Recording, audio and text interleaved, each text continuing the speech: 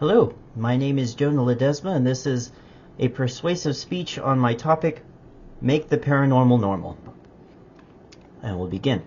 Have you ever woken up in the middle of the night, seen something you couldn't describe, and realized no matter what you do, you can't move? In another instance, maybe you felt a presence near you when no one supposedly is, or perhaps you've seen an oddity that doesn't belong. Though there might be a real-world explanation like sleep paralysis or pareidolia, otherworldly influence may yet be the cause of these anomalies. Today I wish to persuade you, the viewer, to keep your mind open about the dark, mysterious, and paranormal. I'm not asking you to believe in anything, but I am suggesting that mass coincidence does not just happen and that there might be something larger at play that exists in another state of being. As a local minister in my church, I have been opening my studies to encompass the not-so-unspoken field of paranormal investigation. Licensed to address these situations through a holy perspective, I find it is academic in nature if taken with an ounce of seriousness. But of course, some are quick to debunk any paranormal theory due to the preposterous mockery that modern media portrays it to be. No, we are not dealing with Annabelle, the Nun, or Beetlejuice, Beetle. You shouldn't see me as the Ghostbuster either, though if you're needing to call someone for a similar case, slight humor. But to be absolutely serious, there has got to be a deeper connection on where these popular media get their inspiration from. Haunting tales of ancient Greece, perhaps, Japanese folklore. The Exorcist had to have been inspired by real documentation of Catholic priests in the past. So I ask you a series of questions. If phantasmic entities do not exist, then why do we experience coincidental misfortunes? Why are paranormal stories similar throughout the ages and continents? And why do most misfortunes quell after religious or psychological intervention? These three reasons may or may not justify the existence of a spiritual warfare, but if I can convince you of their connections, then perhaps you too could agree that ghosts are something worth looking into. Let us begin with looking at mass coincidence. What is it exactly? I would describe it as a coincidence happening on a massive scale, or simply a probability event affecting more than two people. So, what makes a coincidence abnormal? When talking about Bernard Bateman, a psychiatrist and professor, Julie Beck in The Atlantic states, Bateman in his research has found that certain personality traits are linked to experiencing more coincidences. People who describe themselves as religious or spiritual, people who are self-referential, and people who are high in meaning and seeking are all coincidence prone.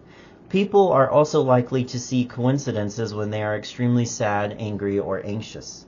What this means is, coincidences are shared by people who are similarly affected by their personalities, philosophies, existentialism, and emotions. All of these are directly influenced by forces outside of their own control. The stuff of star signs, for example, is a pseudoscience that deals with these aforementioned elements. They connect to the otherworldly nature that somehow is present whether we believe it or not. To speed into my second point, let's discuss how these ever-present stories stand the test of time and affect our society. We see today that popular media portrays dramatic ghost stories like La Llorona, the Weeping Woman, for example. There is definitely some truth behind these tall tales, for why are they initiated in the first place? Maybe they're bedtime stories or cautionary tales that mothers tell their children to stay safe and away from the lake at night. It makes perfect sense for there to be a science behind folklore. In fact, the American Folklore Society states, placing experimental science and scientific modeling in conversation with insights offered by our disciplinary orientations, we can better investigate how understanding the applications of folklore and science inform, maintain, contest, and complement each other. This essentially means that there is a verifiable way of addressing the relationship between tradition and modernity. When looking at the paranormal, we must take tradition into consideration before we judge off of modern thought. Though some folklore may be simply that, the collective belief and shared promotion of this makes it real and inspires real occurrences akin to it. So then what happens when something could be considered real? My third point suggests that whatever is considered paranormal can be diminished by religious or psychological intervention, whether this happens by making someone feel protected by the contrast of what is considered evil, or that the use of goodness truly draws out and expels it. One could say that if it works, it's because the devil is real. And if the devil is real, then perhaps it would be best to enlist the forces of his opposite. For all the dark in the world, the only thing that can suppress it is the light, a universal equilibrium, if you will. To call back to my earlier mention of the Exorcist movie, a CNN article shares a highly acclaimed psychiatrist's words on experiencing paranormal events that cannot only be explained by science. He says, there was one woman who was like 90 pounds soaking wet. She threw a Lutheran deacon who was about 200 pounds across the room. That's not psychiatry. That's beyond psychiatry, says Dr. Gallagher. In another perspective to defend this thought, the Bible itself addresses the presence of ghosts and supernatural entities malicious in their ways.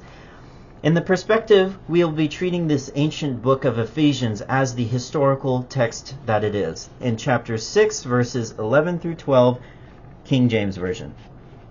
Put on the whole armor of God, that ye may be able to stand against the wiles of the devil. For we wrestle not against flesh and blood, but against principalities, against powers, against the rulers of the darkness of this world, against spiritual wickedness in high places. We wrestle not against the physical, but the metaphysical. And so, demonic possession, ghost sightings, anything and everything that has either been seen by a psychiatrist or a priest, it is all solved by intervention from these sources because they fight what cannot be seen.